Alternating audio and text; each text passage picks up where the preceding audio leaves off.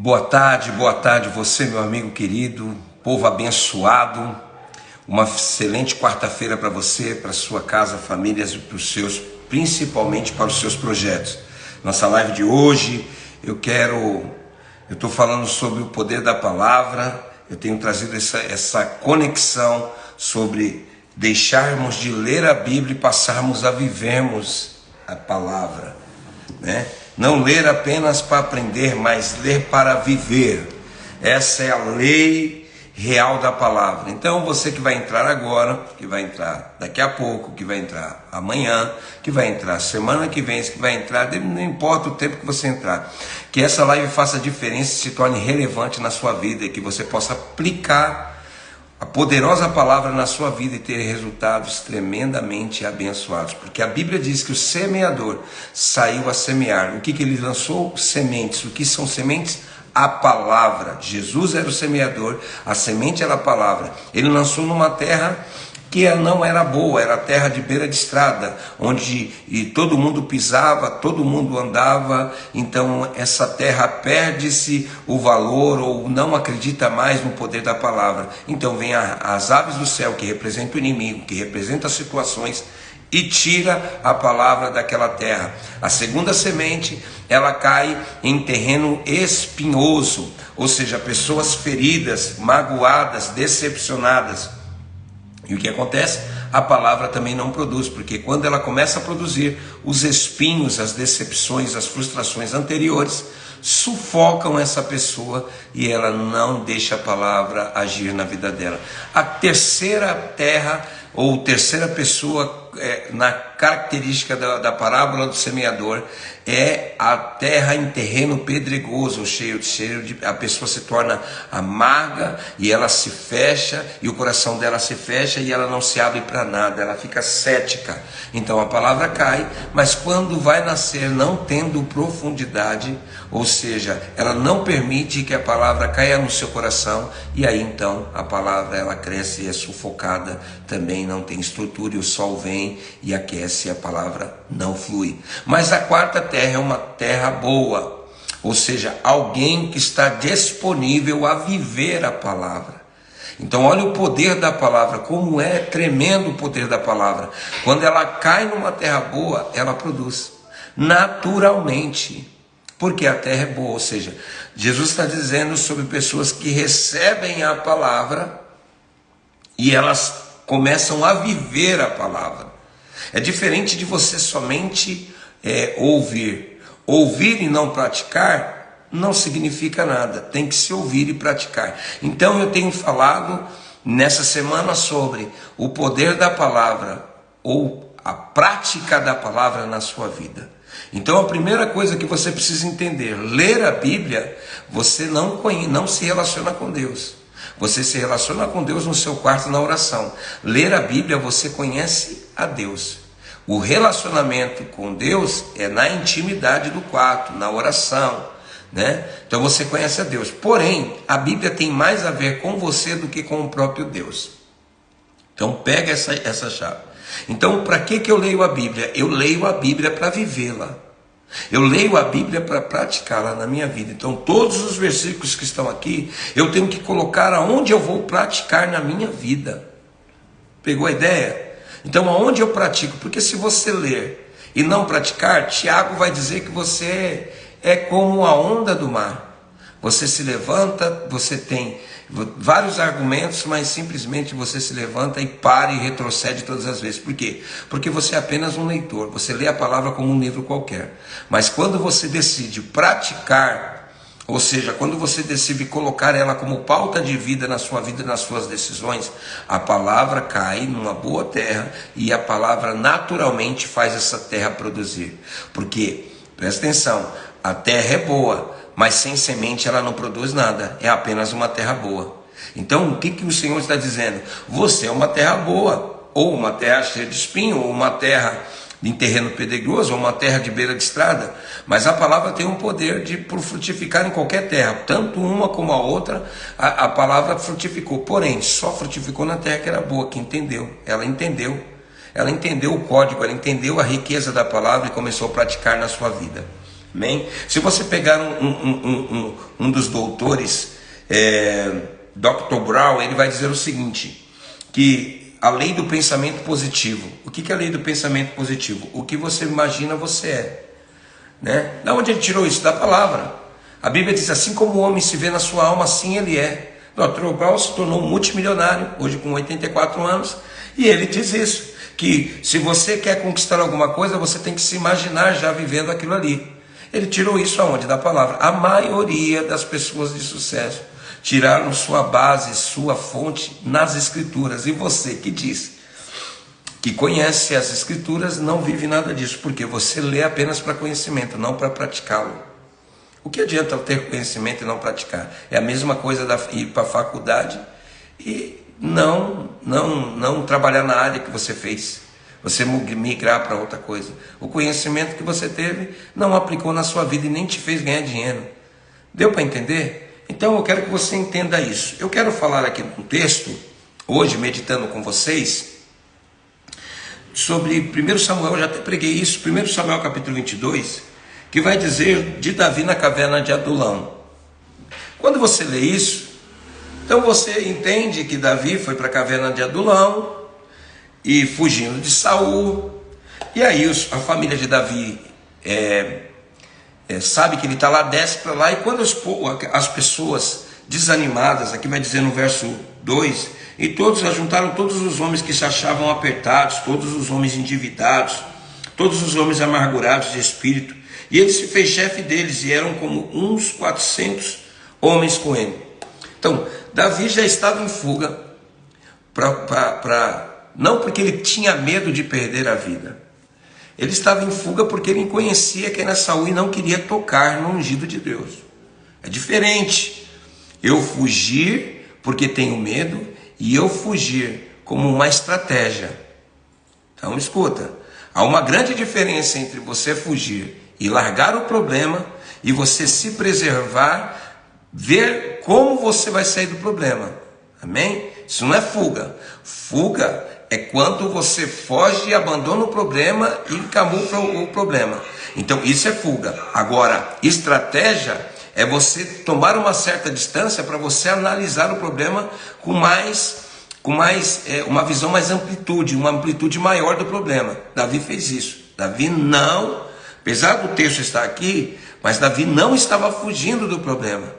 Ele estava tomando uma distância para ter uma amplitude maior de como sair daquele problema. Afinal de contas, ele já tinha sido ungido a rei por Samuel. Só que ser ungido a rei e se tornar rei era um processo que Davi deveria trilhar. E só dependeria de Davi. Amém? Não dependeria mais de Deus. Deus entregou e Davi agora teria que conquistar. Sabe qual é o nosso problema? Que a gente acha que Deus vai entregar e ainda Deus tem que fazer o nosso trabalho. E não funciona assim. Deus entrega e você tem que ir à luta para aperfeiçoar, para buscar, para conquistar. Deu para entender? Então Davi está numa caverna. E as pessoas que vieram até ele se encontravam desanimadas, decepcionadas e vendo em Davi uma esperança.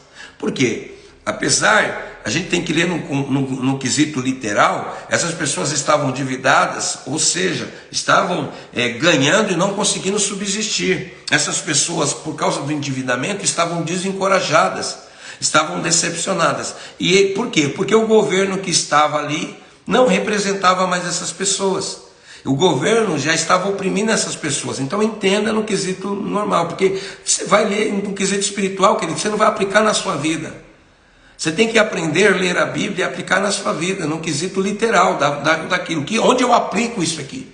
Para que eu estou lendo isso aqui? Para eu aplicar na minha vida. Eu estou pegando a experiência de uma pessoa, porque sábio não é o que aprende com seus próprios erros, mas é o que aprende vendo os erros dos outros.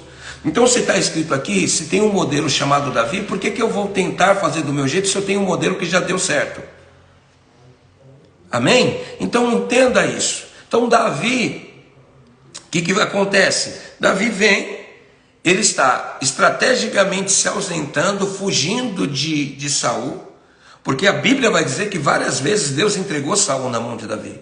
Então o problema não era Saul. Davi sabia que em qualquer momento ele poderia matar Saul. Ele tinha essa habilitação, mas Davi entendia quem era Saul.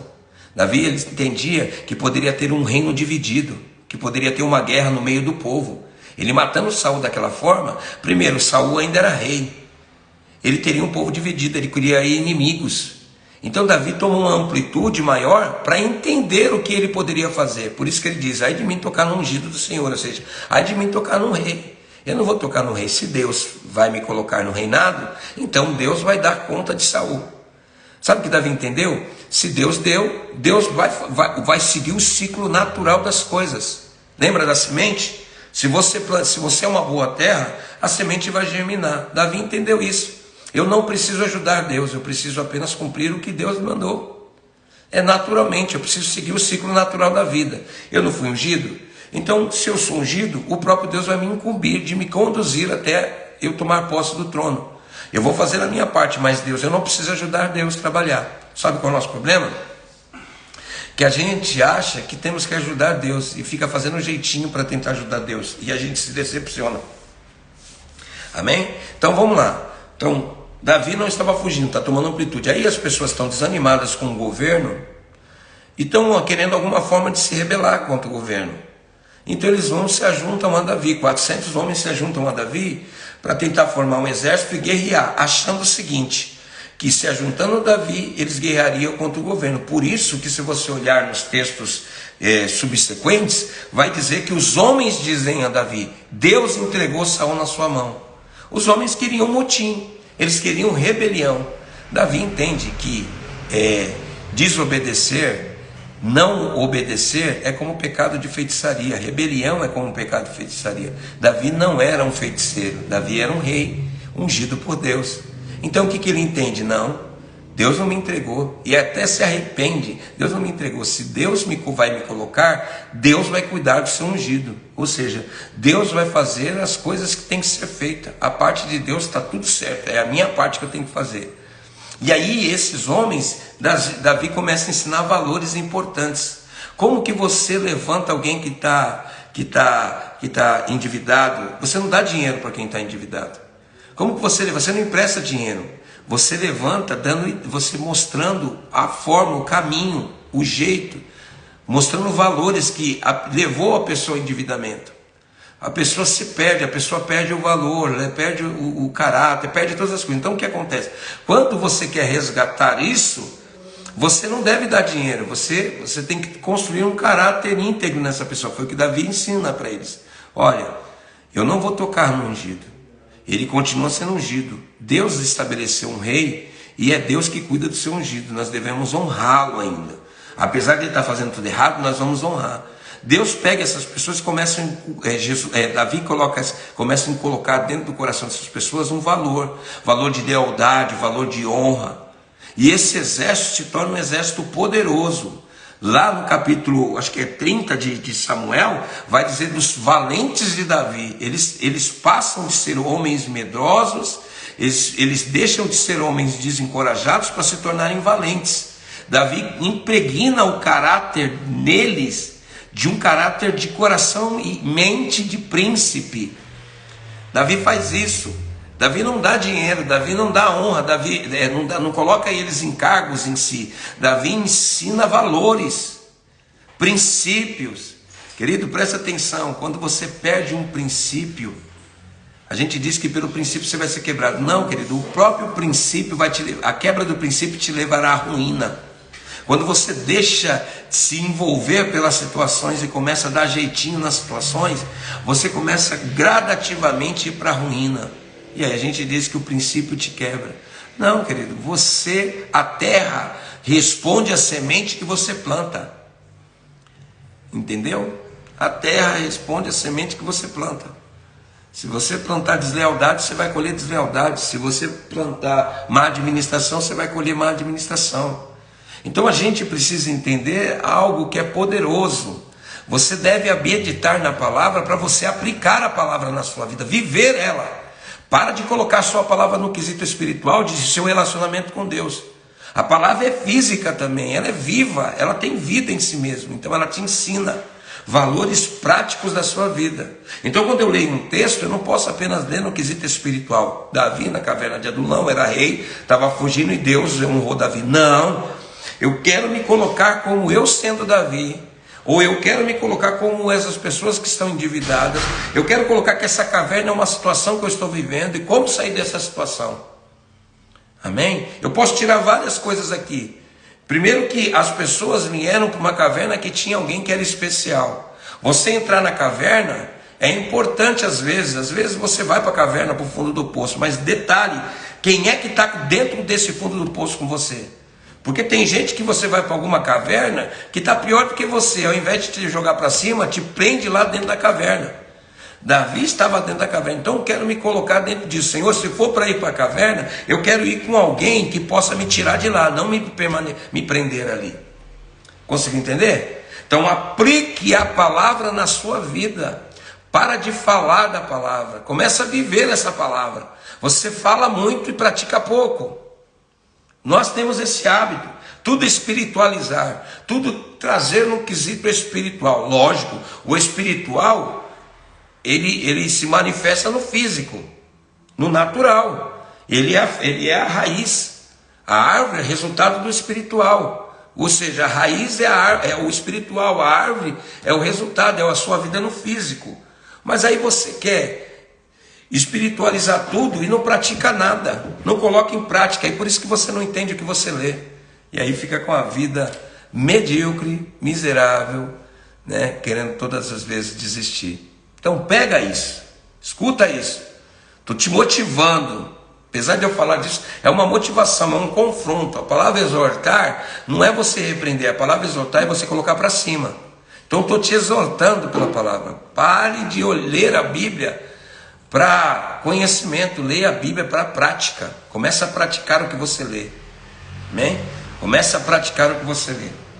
Tanto que quando eu vou fazer negócio com alguém, eu não fico falando que eu sou pastor ou apóstolo. Eu sou um empresário, eu sou alguém natural. Então quando a pessoa vem querer atacar o meu ministério, eu já logo repreendo, eu não aceito essa palavra na minha vida. Por quê? Porque ela não tratou como pastor, ela tratou como empresário, ela tratou como proprietário, ela tratou como uma pessoa comum. Então, da mesma forma que eu respeito, ela deve me respeitar. Amém? Então, eu coloco a Bíblia para mim, para vivê-la. E quando eu leio, eu falo, tá bom, eu li isso. Agora, onde eu pratico isso? Aonde eu aplico isso na minha vida? O que isso tem a ver com a minha natureza agora? Então, eu já te dei várias chaves aqui. Tá, caverna, às vezes a gente vai. Mas com quem que a gente vai? Quem está lá? Porque se você ir para a caverna com pessoas erradas, você vai ficar dentro da caverna e vai morrer dentro da caverna. Mas se você for dentro da caverna com as pessoas certas, a caverna é um tempo de preparação para você sair dela para conquistar. Davi estava dentro da caverna, quem se juntou com a pessoa certa. O que ele fez? Sair dali? Saíram para governar. Entendeu? Outra coisa, Davi ensinou para eles lealdade. Então Davi estava ensinando, o que eu tenho que aprender? Aprender como Davi fez. Eu não estou fugindo, eu estou tomando uma amplitude, eu não estou abandonando o problema.